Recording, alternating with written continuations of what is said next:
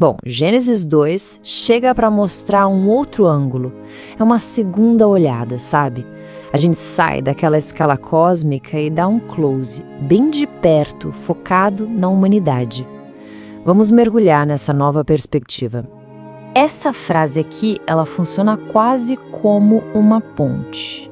Mas, mais do que isso, é um sinal de que o tom da história vai mudar. É como se a câmera que estava mostrando o universo inteiro agora virasse e desse um zoom, um foco, num começo diferente, muito mais pessoal, centrado no primeiro ser humano. Ok, mas antes de entrar de cabeça nessa nova história, o capítulo 1 amarra as pontas soltas da Semana da Criação. Os primeiríssimos versículos finalizam o que começou lá no capítulo 1, estabelecendo aquela ideia fundamental de trabalho e de descanso. O legal de ver isso aqui resumido é perceber as 3 ações divinas no 7º dia. Primeiro, a obra é declarada acabada, ou seja, completa. Segundo, vem o descanso, que não é por cansaço não, é mais um ato de parar e contemplar, de satisfação. E por fim, o dia é abençoado e santificado, isto é, separado, colocado num lugar especial. E agora a virada. A narrativa dá uma espécie de reset e foca num momento bem específico, a formação do homem. É aqui que a história fica assim profundamente pessoal, bem pé no chão, literalmente. Pensa nesse cenário. A Terra está pronta, mas está meio que em compasso de espera. Tinha um vapor, uma névoa que regava o solo, mas ainda faltavam 2 coisas essenciais. As plantas, que precisam de cultivo, e, claro, alguém para cultivar. A Terra estava ali, aguardando o seu cuidador. Aqui a gente vê o processo bem direitinho. A criação do homem é descrita em 2 atos. O primeiro é físico, moldado do pó da terra. O segundo, espiritual, o fôlego da vida, soprado diretamente por Deus. E a junção dessas 2 coisas resulta numa alma vivente, um ser que é, ao mesmo tempo, terreno e divino na sua origem. Incrível, né? Certo, com o homem criado, qual o próximo passo? Dar um lar para ele. E não era um lugar qualquer não, era um ambiente perfeito, preparado com todo o cuidado, um jardim plantado pelo próprio Criador. O ponto principal aqui é que o Éden não era só funcional, era também lindo, era abundante. E o homem não foi colocado lá para ficar à toa não. Ele recebeu uma missão, uma vocação, lavrar e guardar. Isso já indica um papel de cuidado, de proteção, quase uma parceria com a criação. E bem no centro de toda essa perfeição, 2 árvores ganham um destaque especial. A árvore da vida, que simboliza a vida que não acaba, e a árvore do conhecimento do bem e do mal.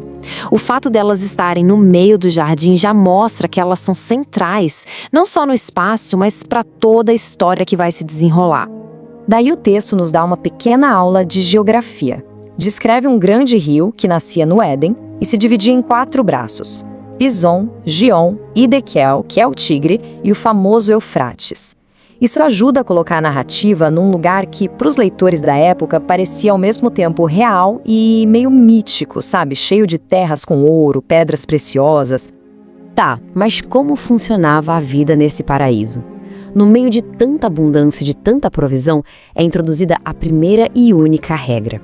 É um ponto que define toda a relação entre liberdade, limite e o que significa obedecer.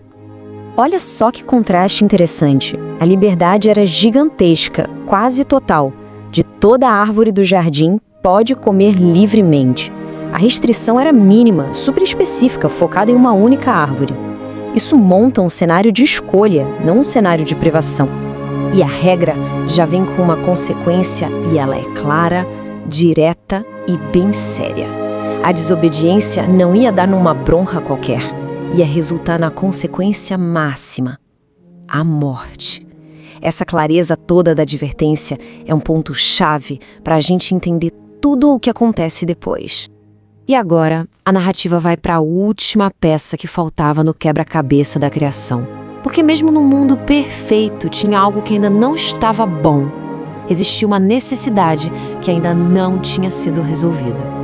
Pela primeira vez em toda a história da criação, algo é declarado como não bom, a solidão do homem. E a solução, uma ajudadora idônea. Essa palavra em hebraico é muito forte, não significa uma simples assistente, mas uma parceira à altura, correspondente, alguém que está ali lado a lado. E o texto nos mostra um processo bem curioso para chegar nisso. Primeiro, Deus forma os animais e os leva até Adão para lhe dar nome a todos. Esse ato de nomear mostra a autoridade de Adão, mas serve para outra coisa também. Ao ver todas as criaturas, ficou óbvio que nenhuma delas era uma companhia idônea para ele. A solidão foi sentida, foi constatada ali. E o jeito como a mulher é criada é único e cheio de simbolismo. Ela não vem do pó, como o homem, mas vem do próprio homem. Deus faz Adão cair num sono profundo, faz uma espécie de cirurgia divina e da costela, do lado do homem, a mulher é formada e depois é trazida até ele. A reação de Adão é uau, é de reconhecimento imediato, de alegria pura. É uma frase poética que fala de identidade, de conexão.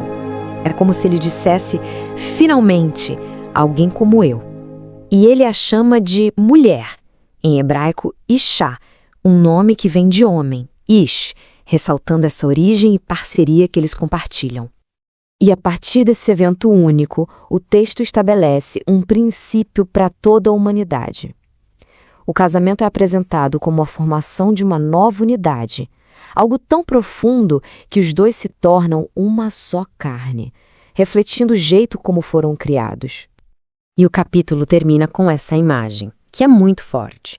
A nudez aqui não é só sobre a falta de roupas, é sobre transparência total, sobre vulnerabilidade, sobre a ausência completa de vergonha ou de culpa.